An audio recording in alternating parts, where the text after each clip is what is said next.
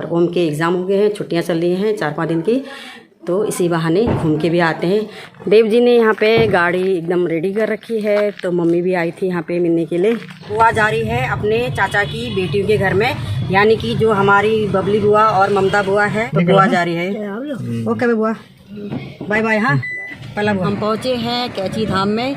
तो यहाँ पे बाबा नीम करौली का बहुत ही फेमस मंदिर है। तो हम सितारगंज टनकपुर वाली रोड से जाते हैं, तो इस रोड से बहुत ना के बराबर जाते हैं। यहाँ से 2 रास्ते जा रहे हैं अल्मोड़ा के लिए, एक पुल के पीछे से एक सीधे। हमने अपनी गाड़ी पैक कर ली है, तो अब हम सीधे जा रहे हैं अल्मोड़ा वाली रोड से। मौसम इतना ठंडा है ना, और इतना बढ़िया लग रहा है यहाँ पे, क्या बताऊँ। अभी धौलछिना के ढाबों के खाने का ना मज़ा ही कुछ और होता है। लंबा सफ़र तय करने के बाद फाइनली हम पहुँच गए हैं दीदी के घर में। तो उनके लिए भी मैं स्वीट और साड़ी लाई थी, तो वो देने जा रही हूँ। ये पी के लेट गई थी और हमने उठाया अभी। हमने अभी तक रोटी नहीं खाई है, ये खा पी के लेट गई थी।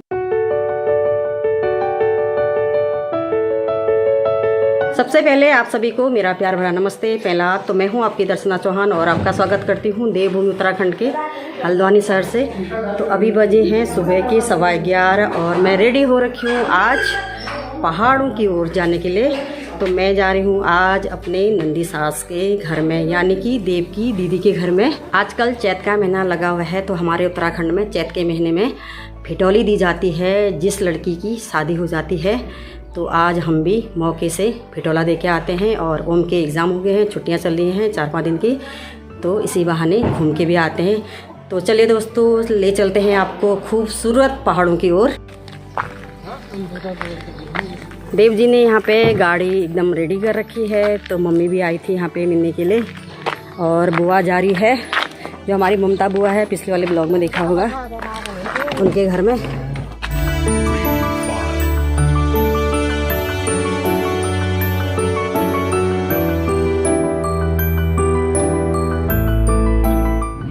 हमारे साथ बुआ आई हैं गाड़ी में। तो बुआ जा रही है अपने चाचा की बेटियों के घर में, यानी कि जो हमारी बबली बुआ और ममता बुआ है उनके घर में। तो 2-3 दिन वहाँ पे रहेगी ये। ये आ गए हैं हम पार्वती कॉलोनी में। तो ये रहा हिना का मायका, और इससे 2-3 घर आगे है ममता बबली बुआ का घर। तो बुआ यहीं पर जाएगी।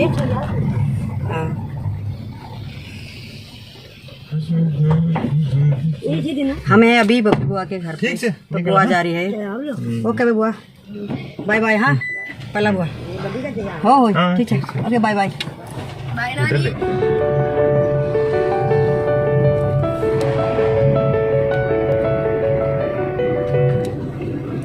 हल्द्वानी शहर क्रॉस करने के बाद अब हमने सफ़र शुरू कर दिया है पहाड़ी रास्तों पे।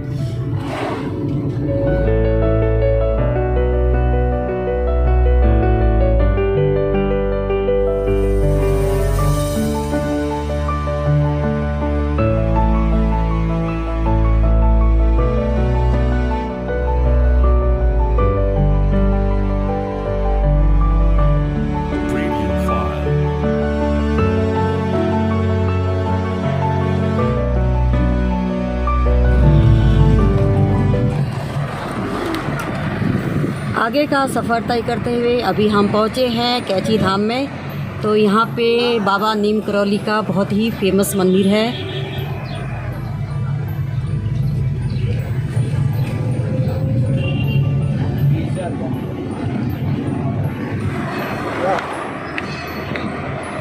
जो हो नीम करौली बाबा जी की। यहाँ पे भक्तजनों की बहुत ही ज़्यादा भीड़ लगी रहती है।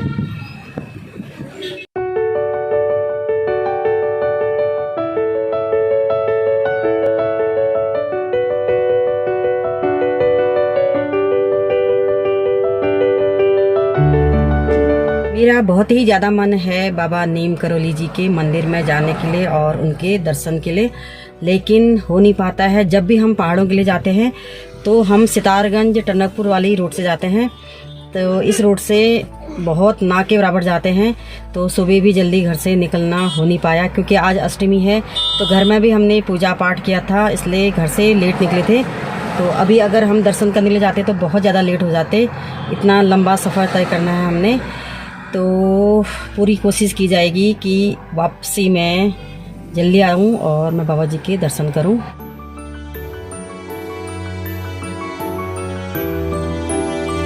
पहाड़ी रास्ता तय करते हुए अभी हम पहुँचे हैं खैरना में। तो हमारी गाड़ी अभी खैरना पुल पे खड़ी है। तो यहाँ से 2 रास्ते जा रहे हैं अल्मोड़ा के लिए, एक पुल के पीछे से एक सीधे। तो यहाँ पर हम फुल कंफ्यूज हो रहे हैं, तो देख पता करने गए थे। क्या हुआ? रानीखेत वाला ये वाला मैं सोचा रानीखेत तो गुरु। ओके, तो अब हम गाड़ी ले जाएंगे पीछे और जाएंगे अल्मोड़ा वाले रोड से। हमने अपनी गाड़ी पैक कर ली है, तो अब हम सीधे जा रहे हैं अल्मोड़ा वाली रोड से।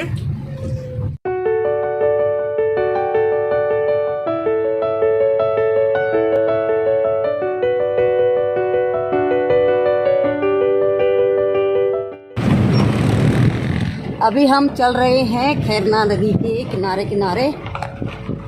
तो अभी पानी बहुत ही कम है नदी में, और जो ये रोड है इसकी हालत बहुत ही जर्जर हो रखी है।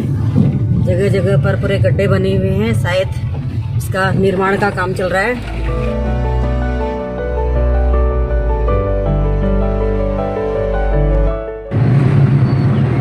पहाड़ी रास्तों में सफ़र करते हुए अब हम पहुंच चुके हैं धारानौला अल्मोड़ा में।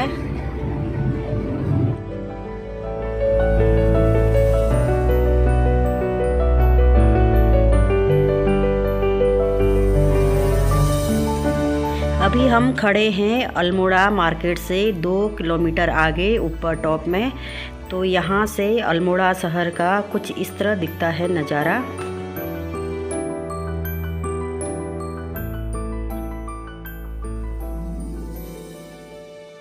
अभी पहुँच गए हैं हम धौलछिना में। तो यहीं पे पहले मेरा भाई जॉब करता था और उसका रूम यहीं बगल में था। तो आज उसकी बहुत याद आ रही है। और यहाँ पे मौसम इतना ठंडा है ना, और इतना बढ़िया लग रहा है यहाँ पे, क्या बताऊँ। अभी तक तो इतना मतलब अजीब टाइप का पेट घूम रहा था, ऐसा लग रहा था कि वॉमिटिंग आ जाएगी, क्योंकि रोड भी बहुत कंजेस्टेड थी और ट्रैफिक बहुत ज़्यादा रहता है इसमें। तो अजीब मन घूम रहा था। तो अभी थोड़ा सा रिलैक्स मिला है यहाँ पर ठंडी ठंडी हवा खा के। तो अब यहाँ पे करते हैं हम लोग लंच। तो देव शायद खाने लगे हैं, तो अब मैं भी जाती हूँ लंच करने के लिए। यहाँ पे लग गया है लंच, और लंच में क्या क्या है? दाल, सब्जी, रायता, चटनी, रोटी और सलाद। तो धौलछिना का खाना बहुत ही फेमस है, बहुत ही अच्छा खाना बनाते हैं यहाँ पे। धौलछिना के ढाबों के खाने का ना मज़ा ही कुछ और होता है। जो लंबे सफ़र तय करने के बाद यहाँ पर की चटनी और ये रायता होता है ना, ये सारी थकान दूर कर देता है। चलेगी ना? काम ला रहा है। बहुत अच्छा लग रहा है खाना, है मज़ा आ रहा है ना। वैसे दाल रोटी कभी नहीं खाता ये, लेकिन यहाँ पे बढ़िया से खा रहा है। और जो भांग की चटनी है ना, उसका तो कुछ मज़ा ही अलग है। आपको कैसा लग रहा है? अच्छा बढ़िया है ना। तो ओम तो रोटी खा रहा है, इसको चावल ज़्यादा पसंद नहीं है। मैं और देव रोटी खाने के बाद चावल खाएंगे। तो चावल का वेट हो रहा है हमारा, और ये आ गए हैं चावल। बस बस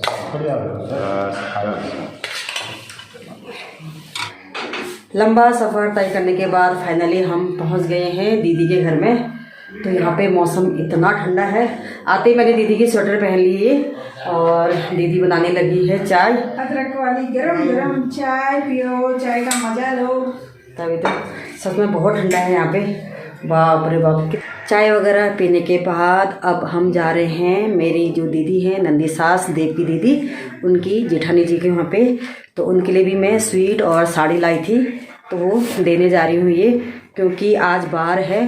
तो हमारे वहाँ जो बिटौला होता है, शुभ काम का कोई भी चीज़ होता है तो बार देख के ही दिया जाता है, किया जाता है। तो अभी जा रहे हैं बगल में दीदी की जेठानी जी के घर में। तो अभी हम आ रखे हैं ये बड़ी वाली दीदी के घर में। तो यहाँ पे बैठ के गप मारे हैं ये। और ये दीदी आंगनबाड़ी में टीचर है।